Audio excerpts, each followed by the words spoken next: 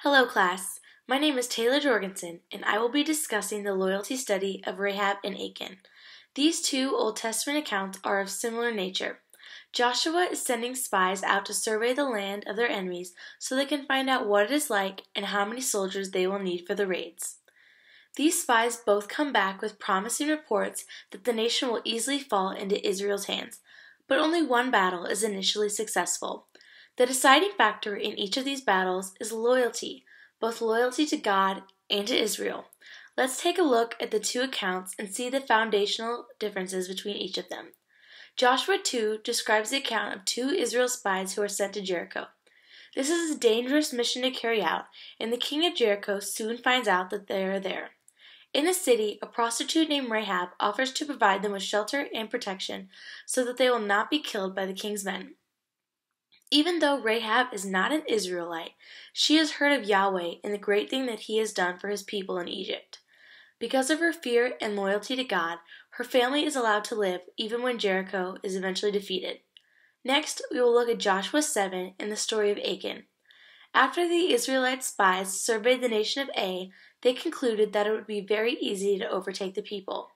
But because someone stole possessions from a raided land, as directed by God, Joshua had to question every single Israelite. The battle was eventually lost, and Joshua entered into a time of mourning.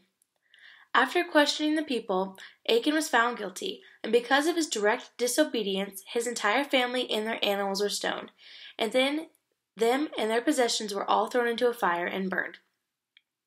As you see, there is a direct correlation between the loyalty in the characters that they have to God and the overall success of Israel.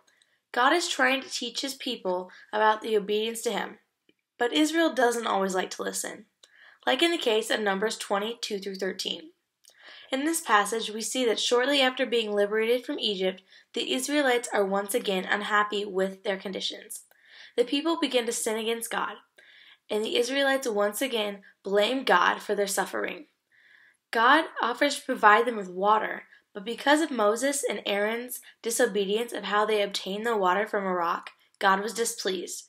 Because of their action, God declared that they would not be able to enter the promised land that he had set aside for the Israelites. So, what does all this mean to us in modern day?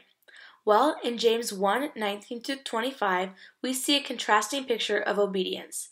James states that if we go beyond reading God's Word, but actually are moved to action and live out what he speaks, we will immediately forget about what we have read, if we are only hearers of the Word.